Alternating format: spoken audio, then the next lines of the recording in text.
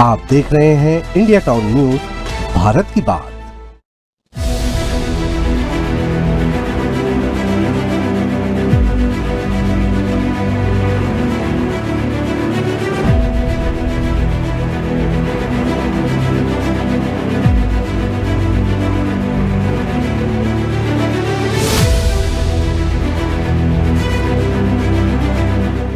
नमस्कार, स्वागत है आपका इंडिया टाउन न्यूज में। मैं हूं आपके साथ संजना कुशवाहा।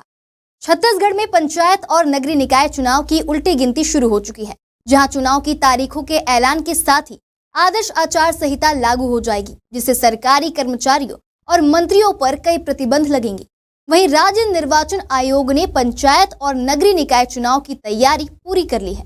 30 दिसंबर को जिला पंचायत अध्यक्ष के लिए आरक्षण की प्रक्रिया होगी। इसके बाद 31 दिसंबर को चुनाव की तारीखों का ऐलान हो सकता है। यदि तारीखों की घोषणा 31 दिसंबर को नहीं हुई तो चुनाव 1 महीने के लिए टल सकते हैं, क्योंकि 1 जनवरी से नई मतदाता सूची पर काम शुरू हो जाएगा। तो आइए जानते हैं चुनावी प्रक्रिया और आचार संहिता से जुड़ी खास बात।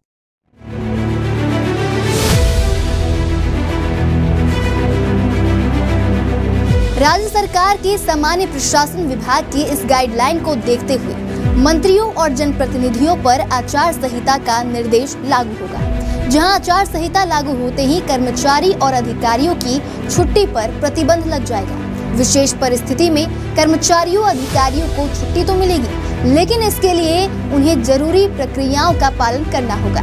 कलेक्टर की तरफ से अधिकृत अधिकारी की मंजूरी के बिना शासकीय अधिकारी और कर्मचारी छुट्टी पर नहीं जा सकेंगे। वहीं प्रमोशन, पोस्टिंग और ट्रांसफर पर भी बैन लगेगा।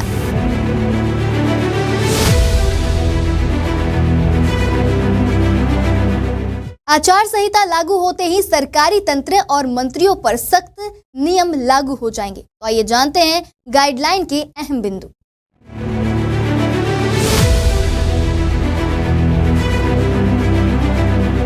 गाइडलाइन के प्रमुख बिंदु: अवकाश की स्वीकृति। चुनाव की घोषणा के साथ ही कलेक्टर की अनुमति के बिना किसी भी सरकारी अधिकारी और कर्मचारी को अवकाश स्वीकृत नहीं किया जाएगा। नियुक्ति और पोस्टिंग पर प्रतिबंध। चुनाव की घोषणा के साथ ही किसी भी नए अधिकारी की नियुक्ति या पोस्टिंग पर प्रतिबंध लगा दिया जाएगा।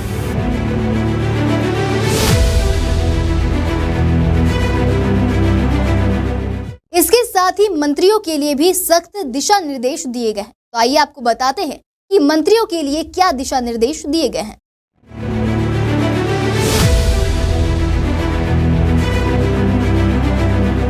बता दें कि राज्य सरकार के सामान्य प्रशासन विभाग के सचिव अविनाश चंपावत द्वारा जारी 14 पेज की गाइडलाइन में चुनाव की घोषणा होते ही आदर्श आचार संहिता लागू करने का उल्लेख किया गया है। इसके तहत सरकारी अधिकारियों और कर्मचारियों के लिए कई महत्वपूर्ण निर्देश दिए गए हैं। गाइडलाइन के मुताबिक कलेक्टर की अनुमति के बिना अधिकारियों और कर्मचारियों को अवकाश स्वीकृत नहीं होगा और चुनाव की घोषणा के साथ ही नियुक्ति और पोस्टिंग पर भी प्रतिबंध लग जाएगा। तो वहीं चुनाव के दौरान सरकार के मंत्री कोई नई घोषणाएं नहीं कर सकेंगे और न ही भूमि पूजन या उद्घाटन कार्यक्रमों में हिस्सा ले सकेंगे। यदि मंत्री निजी दौरे पर है या प्राइवेट स्थान पर गए हैं तो उनकी सुरक्षा में कोई अतिरिक्त फोर्स नहीं लगाई जाएगी। उन्हें जो सुरक्षा दी गई है उसी में यात्रा करनी होगी। इसके साथ ही रेस्ट हाउस या सर्किट हाउस में मंत्री केवल सरकारी अधिकारियों या कर्मचारियों को बुला सकते हैं, लेकिन किसी निजी स्थान पर उनसे मिलना मना होगा।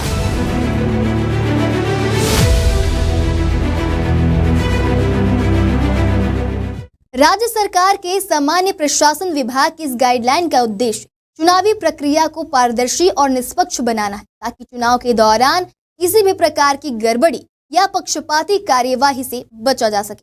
चुनावी प्रक्रिया की शुरुआत से ही इन दिशा निर्देशों का पालन सुनिश्चित किया जाएगा, ताकि चुनाव के परिणाम पर किसी भी तरह का असर ना पड़े। आज के लिए इतना ही। अगली बार फिर हाजिर होंगे एक नए विषय को लेकर। अब मुझे दीजिए इजाजत। नमस्कार।